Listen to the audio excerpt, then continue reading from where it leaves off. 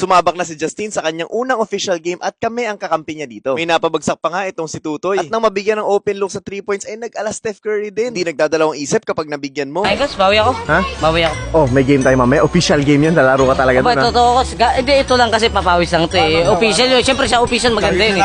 Kaya nga nasabi ni Justin dito noong nakaraang vlog, ay babawi daw siya sa official game. Lagi niya akong kinakausap tungkol dito. Talagang pinapakita niya sa akin na talagang gustong-gusto niya maglaro ng 5-on-5. At ang kasabay na noon ay ang kumpiyansa niya na kaya niya makipagsabayan. So nandito na nga kami sa game, guys. Kung mapapansin nyo ay kasama na si Justin sa huddle namin. Dito sa game na to ay gagawin ko siyang first five para makita na kaagad namin kung kaya niya ba talagang sumabay. Pero gaya nga nasabi ko sa kanya, kung alanganin naman ay ilalabas ko siya kaagad. Kita kasi namin ng warm-up na ang lalaki ng kalaban namin. At syempre kahit para sa kanya ay kaya niya sumabay, safety pa rin ang iniisip namin. First five natin si Justin. Kaya nasabi ko sa kanya, if makita ko talaga kaya niya sumabay, if kaya niya talaga sumabay, tutuloy-tuloy natin.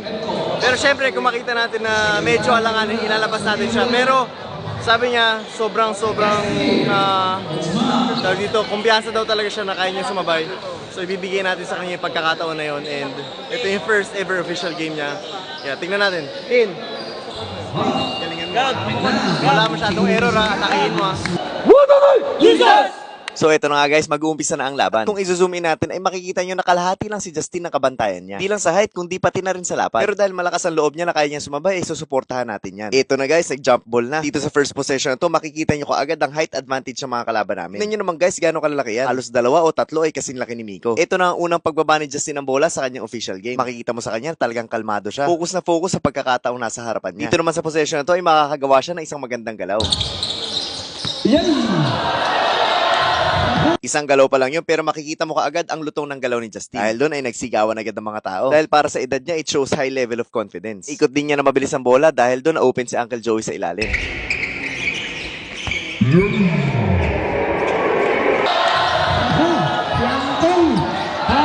Dito naman sa susunod na possession ay magno-no-look pass pa ito papunta sa gitna. Makikita mo ang tulis mamasa. At dyan nag-umpisa ang rotation ng opensa nila. Ito ay pinasa kay Elden sa corner. Cross pass papunta kay Miko. Nang bumalik kay Justin na hindi nagdalawang isip, nag-Steph Curry mode na ito. And then for the three, Pisa!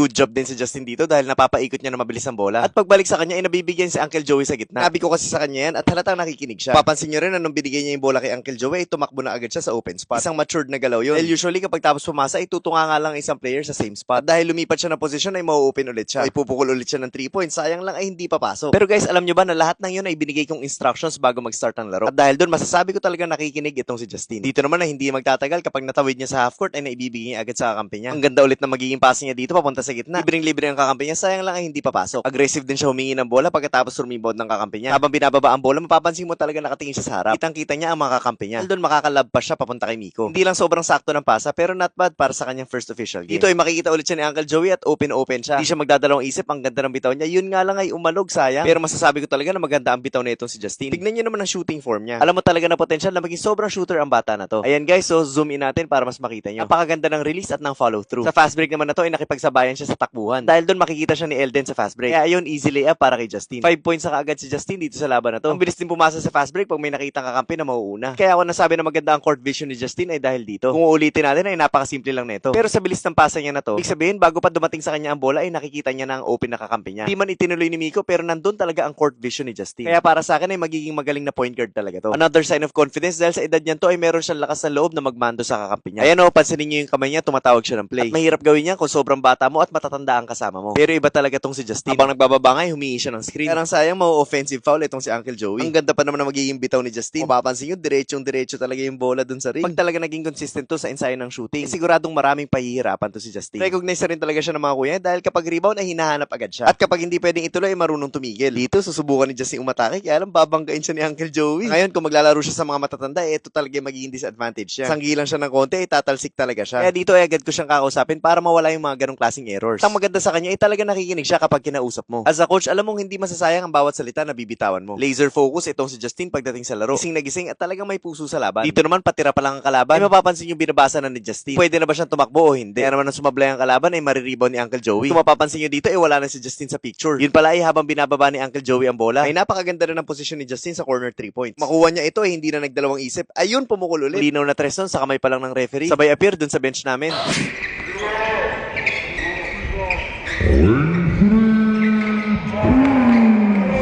Tignan nyo guys kung gaano ka-consistent ang shooting form ni Justin. Napakaganda ng release, hindi nagbabago, may sumabay man o wala. Kaya mas lalo tuloy nakakagana na mag-ensayo kami pagbalik ng Manila. Ayun guys, natapos na ang first quarter. At meron agad 8 points itong si Justin sa kanyang first official game. Kaya ang masasabi ko ay, sa mga gusto mag-invite sa amin sa isang Dive series, ay i-message nyo itong number na to at iset na natin yan. Dahil malay nyo, sa lugar nyo naman kami next na dumayo. Ano pang hinihintay nyo guys, message lang at ito ang masasabi ko kay Justin. Sabi yung pinapakita ni Justin guys, 8 points na agad siya. Ngayong first quarter. Actually, hindi ko inaasahan na makakasabay siya ng ganun. Pero yung hustle, kumbaga yung puso sa laro, nandun talaga. Nung sinabi niya kaya makipagsabayan, pinatunayan niya talagang kaya niya makipagsabayan. Tapos, pagdating naman sa opensa, hindi rin siya natataranta.